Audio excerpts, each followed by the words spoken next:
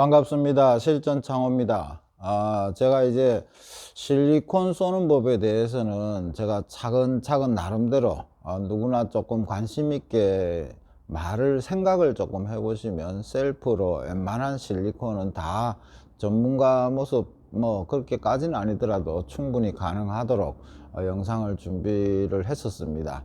그리고 이제 날씨가 더워지니까 방충망에 대한 관심들이 많아졌습니다. 그래서 방충망을 조금 차근차근, 제가 언제까지 이 교육을 할 수 있을지 장담을 못 하기 때문에 방충망에 관련한 영상들을 차근차근 짧게라도 이렇게 세분화돼서 영상을 내놓으면 이후에라도 누구라도 관심을 가지신 분은 방충망을 얼마든지 셀프로 작업을 하실 수 있을 겁니다. 그래서 방충망에 대해서 잘못 알고 있는 것들이 너무 많이 있기 때문에 그것들도 정리를 하고 차근차근 세분해서 방충망 작업 공간부터 먼저 제대로 이해를 하셔야 되고, 그 다음에 그 작업 공간에 작업을 쓰이는 소재가 어떤 소재에 따라서 어떻게 작업을 해야 되는지 뭐 이런 것들을 차근차근 이해를 하신다면 누구나 눈으로 보지 않고도 방충망 작업이 어떻게 가능한가 라는 것을 아시게 될 겁니다. 그래서 도움이 되셨으면 좋겠고, 그래서 오늘은 첫 번째 시간으로 내가 작업을 해야 될 공간에 대한 정확한 이해가 되지 않는다면 이 작업은 원활할 수가 없습니다. 그러다 보니까 이 작업자의 방법의 차이 때문에 방충망에 대한 일반인들의 생각을 한 세 가지로 나눠보면, 그냥 방충망은 의뢰이 몇 년 안 가서 사가서 다시 재교체를 해야 되거나, 또는 뭐 이런 얘기들이 흔히 다 잘 알고 있는 얘기죠. 그 다음에 방충망 작업을 한 지가 얼마 되지 않았는데 모서리가, 안은 아직 멀쩡한데 모서리가 빨리 떨어져서 아까우니까 테이프를 붙이고 뭐 이런 일들은 흔히들 잘 알고 있습니다. 이게 일반인들의 관점이고 일반인들의 생각이죠. 뭐 그러다 보면 또 한쪽에서는 또 이런 말을 합니다. 무슨 소리 하냐고, 우리 집은 아직 20년이 돼도 방충망이 멀쩡한데, 뭐 이런 얘기가 같이 있다는 거죠. 자, 그렇다면 여기서 우리가 한번 생각해 볼 것은, 방충망이 20년 돼도 멀쩡한 거와 몇 년 안 가서 삭는 방충망은 소재가 달라서 그랬을까요? 절대 그런 건 아니죠. 같은 소재인데 이 작업자의 방법의 잘못으로 인해서 이렇게 수명의 연관이 직접적으로 있다는 거죠. 그리고 부작용이 발생한다는 거죠. 그래서 이러한 모든 것들을 찬찬히 제대로 이해하시면 방충망 소재가 몇 년 안 가서 자꾸 사가야 될 소재를 썼다면 말이 안 되겠죠, 사람이. 그러면 또 다른 새로운 소재를 개발했었어야 되고, 하지만 지금까지 잘 쓰고 있는 겁니다. 그래서 그 소재에 맞게 어떻게 작업을 하고 어떻게 해야 부작용이 없는지, 이런 것들을 한번 찬찬히 살펴보는 시간을 갖도록 하겠습니다. 오늘은 첫 번째 시간으로 내가 작업을 한다면, 이 작업 공간이 좀 크다면 누구나 생각하겠죠. 그 작업 공간의 거리와 깊이와 뭐 면적 이런 걸 다 생각하고 어떤 소재를 어떻게 쓰고 뭐 이런 계산을 할 겁니다만은, 방충망은 너무 홈이 좁다 보니까 그런 생각을 별로 하질 않고 그냥 단순히 어떻게든지 집어넣으면 되는 걸로 이렇게 생각하다 보니까 수명에 문제가 생기고 부작용이 생기는 겁니다. 그래서 제가 교육 오시는 분들에게 물어봅니다. 이 방충망 작업을 해야 될 공간이, 이 홈의 폭과 깊이가 같을까요? 회사마다 같을까요? 다를까요? 라고 질문을 해봅니다. 그러면 사람들이 두 종류로 대답을 하게 되죠. 어떤 분들은 조금씩 회사마다 조금씩 다르지 않을까요? 또 어떤 분은 같지 않을까요? 라고 얘기들을 합니다. 정답은 뭐 다를 이유가 없겠죠. 달라서는 또 되지 않는 이유가 있습니다. 무슨 얘기냐 하면, 이 방충망이라는 것이 틀이 이렇게 지금 이런 형태로 굴곡을 주고 있는 형태들이 있을 것이고, 또 이렇게 요즘은 이제 평면으로 이렇게 매끈하게 나오는 방충망들이 있습니다. 자, 그러면 이 굴곡을 주거나 이렇게 평면이 되었다 하더라도 내가 작업해야 될 이 공간이죠.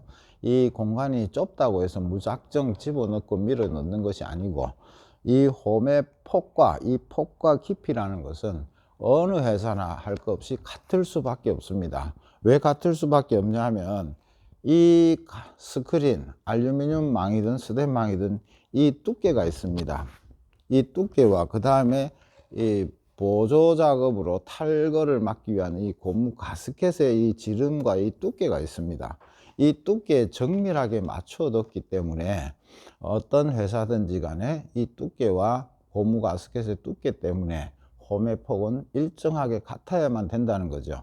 만약에 어떤 회사가 좀 이 홈의 폭이 넓다면 이 고무 가스켓이 좀 굵어야 될 겁니다.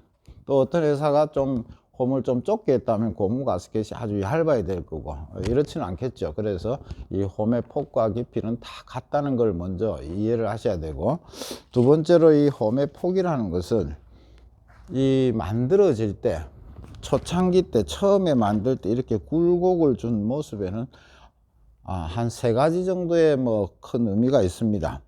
이렇게 굴곡을 줬을 때 다른 거는 다 관계 없습니다만 요 부분입니다. 요 부분이라는 것이 이게 주는 의미가 있습니다. 어떤 회사마다 요 부분의 넓이는 거의 같습니다. 이게 왜 있냐면, 첫 번째로는 뭐 그냥 문을 방충망을 열고 닫을 때 이렇게 손잡이 역할을 할 수 있는 편의성의 문제죠.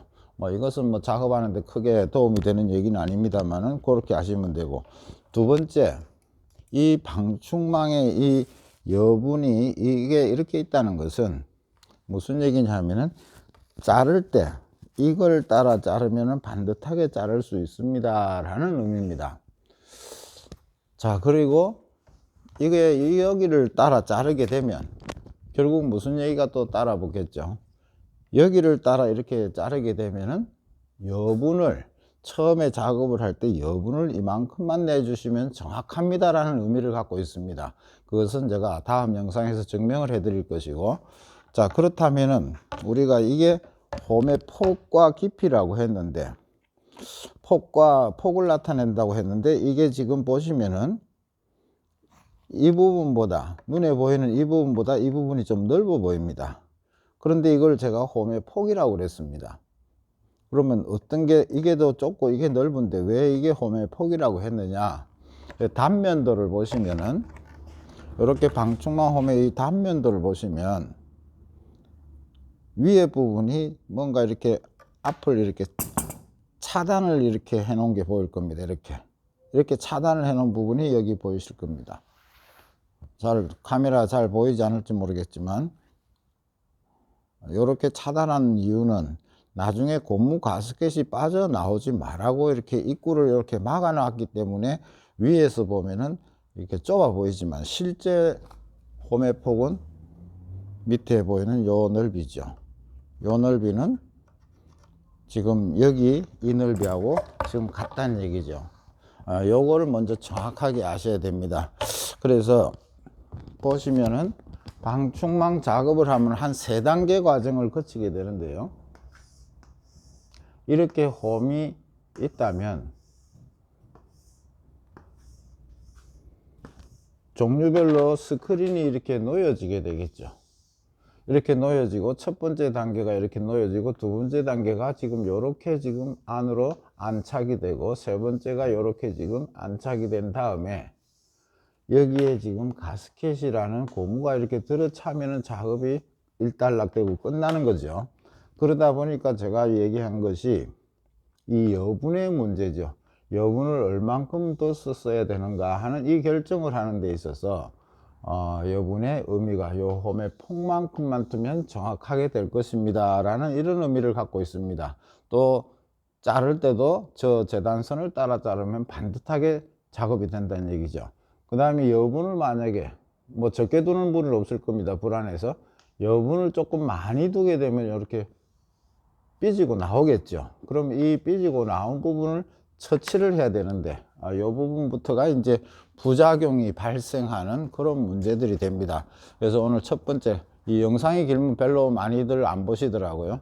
그래서 오늘 요거 공간의 의미를 정확하게 홈의 폭과 깊이를 정확하게 아셔야 된다는 거, 그런 의미를 잠깐 이야기해 봤고, 제가 다음 시간에는 저렇게 홈이라는 것이 있으면 작업을 함에 있어서 어떤 부작용들이 왜 생기는지를 간단하게 또 말씀드려보고 차근차근 방충망을 한번 짧게 제가 영상을 내보도록 하겠습니다. 감사합니다.